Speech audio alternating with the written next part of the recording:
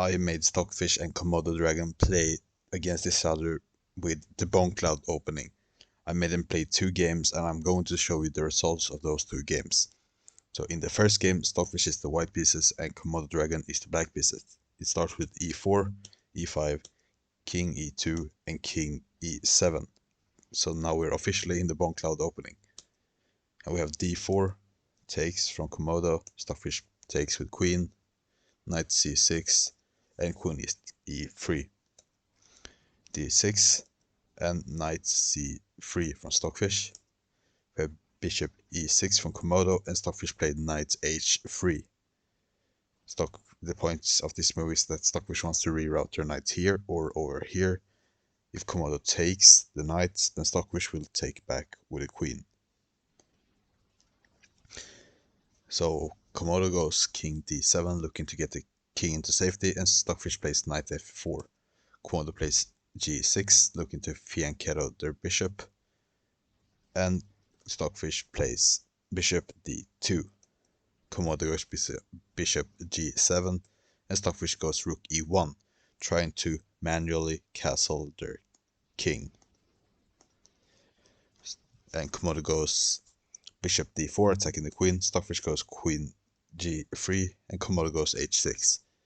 We have knight takes e6, and Komodo takes back with the f-pawn. Stockfish takes a free pawn, and Komodo goes knight f6. Now Stockfish goes f3, and Komodo goes bishop e5, which according to the chess.com computer is a mistake. Stockfish goes f4. Komodo counterattacks the queen. If we take the bishop now, they will simply take the queen.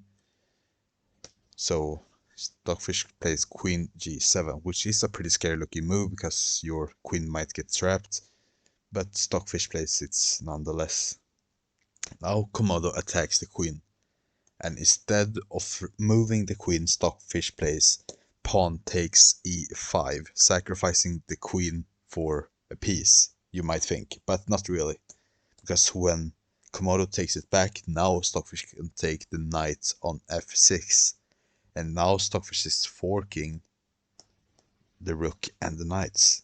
So Stockfish is going to get 3 pieces for the queen, which in many cases is very good for the person getting the 3 pieces. And Stockfish evaluates it's being much better for them if they decide to take the 3 pieces for the queen. And now Komodo takes back, and in this position Stockfish considered their position in the game.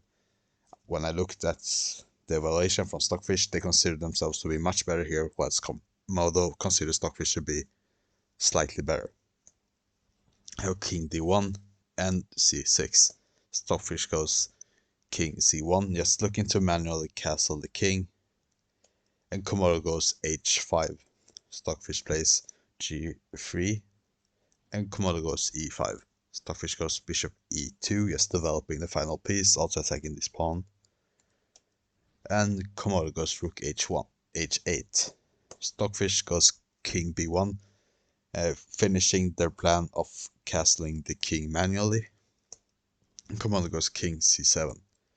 Stockfish goes h3, king d7, and g4. Komodo takes, and Stockfish takes back with bishop. Komodo goes king d8, bishop e3 is developing, b6, h4, taking some space on the king side, and rook h7, a move that I don't understand, but that's usually what happens with computers. They just make moves that makes a very slight increase of or improvement of their position that us humans can't understand. We have b3, rook hd7, and rook d1, rook f6, and king b2, a5, and rook d3, just slowly improving the position on both sides here, nothing major happening. Queen h8, rook e1, and queen h4. Here Stockfish plays rook e2, and here Komodo sacrifices the rook for the bishop and the pawn. The reason why Komodo does this is because in this position, if Komodo doesn't sack. It's so hard to do anything for Komodo, and Stockfish is just slowly going to grind this one out and win the game.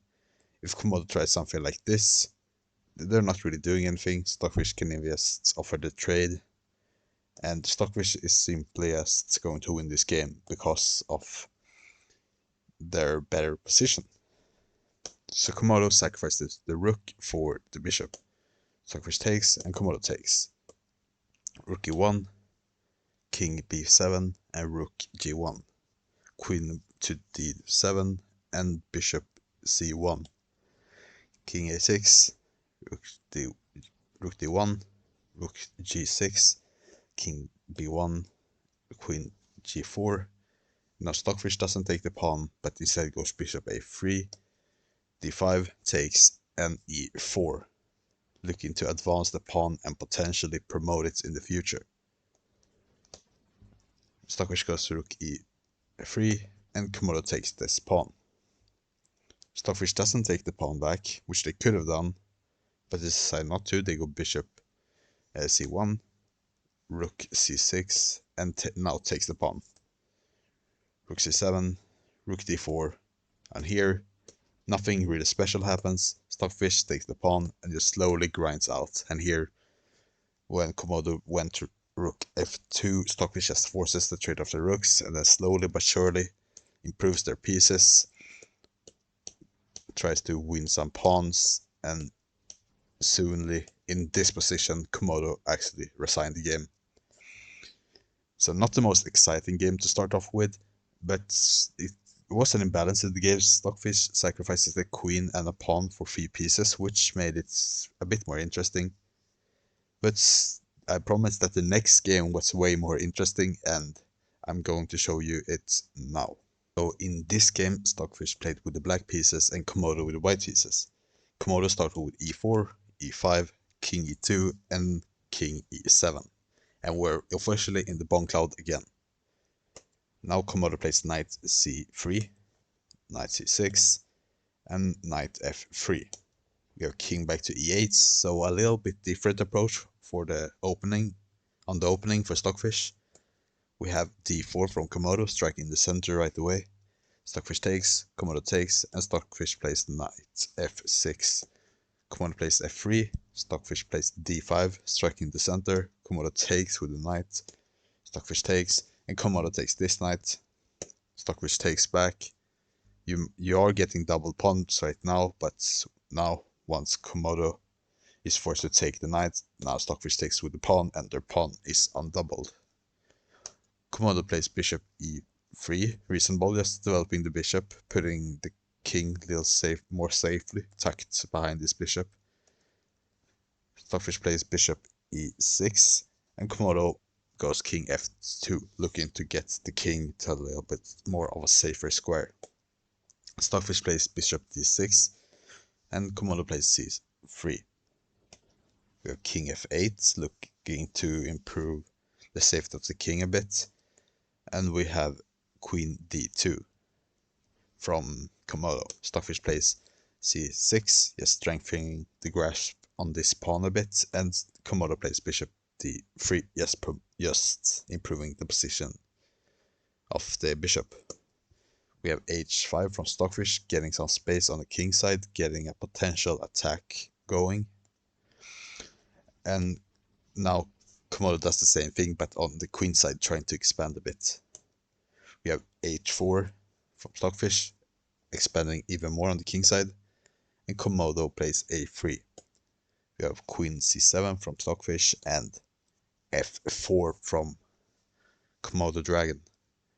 And now Stockfish plays d4, sacrificing a pawn, and Komodo is like, that's a free pawn, I'll gladly take it, and they take it with the d4 pawn. Now Stockfish plays bishop d5, and Komodo plays h3, just preventing this move, I assume. Stockfish prevents g5, sacrificing another pawn, and Komodo takes, and it's like, I'm up 2 pawns, I'm happy here. And now Stockfish plays bishop g3 check, Komodo goes to g1, and now Stockfish went rook e8. Komodo went g6. And Komodo's like, Stockfish, you have sacrificed 2 pawns. I might as well do the same thing. And Stockfish doesn't accept it. It instead goes f6. We have bishop h3 check from Komodo and king g8. So here both sides has some attacks going on the king. Both Stockfish and Komodo, they have their pieces entangled here with the opponent's king. And yeah, here Komodo goes rook d1 and Stockfish goes queen b6, attacking the pawn. Komodo goes bishop back to f1, protecting this, being solid. And Stockfish goes rook e4. Komodo goes a4 and Stockfish goes a6. Here Komodo goes a5 and Stockfish just brings the queen back to a7. And here Komodo plays a move I don't quite understand, which is b5, yes, sacrificing a pawn. I don't really understand the point of this move, but since it's Komodo Dragon who played it, I assume there's some point to it. But Stockfish just takes, and now Komodo plays queen c1. Maybe the idea was trying to infiltrate with the queen on this diagonal by removing this pawn. And if Stockfish would have taken with this, Komodo Dragon would have gotten a passed pawn. So that might have been the idea with this move. So takes, and then queen c1 and queen e7 from Stockfish. We have g7 and rook h7. We have bishop d3, and now Stockfish takes a bishop, which is a brilliant move. Now Komodo just takes back, and Stockfish went rook e1. Komodo blocks with a bishop. Now you might think, just a free rook, isn't it? It's not protected, we can just take it. But not really, that would actually just blunder a mate into by a promotion to a queen. Yeah, but Stockfish didn't blunder that. Stockfish instead went queen e3 check, forcing the queen trade. Then Komodo Dragon went rook c1, and Stockfish is just completely winning here. Komodo can't move their rook. It's hard to remove this rook from this file as well, because then this rook will get in. And yeah, Komodo Dragon's position is completely strangled by Stockfish here, can't really do anything. And Stockfish just slowly brings their stuff in, brings their king closer, and went b4 here. Komodo goes bishop c4 and b3. Takes and takes. If you just let this pawn, if you don't take the pawn, if you take this for instance, then this pawn is just going to promote. And if you try to block it, then just take. So Komodo had to take the pawn, which they did. And Stockfish took back with the rook. And here Komodo went rook h2, sacrificing the rook. And Stockfish like, I don't need the rook. Stockfish like, I don't need a rook, and instead went rook b2. Komodo went rook d1, and now Stockfish takes the rook. Komodo takes, and here, right after Komodo took the rook back, it actually just resigned, and Stockfish won the game. So yeah, that's the 2 games they played. Stockfish won both of them. Very well played from Stockfish. And yeah, so that's all for this video, I guess. Thank you for watching. If you would like me to pair up any other computers or make them play any other positions or openings or whatever, then please comment it down below. If you liked this video, please like and subscribe if you would like to. And I will see you later. Peace out.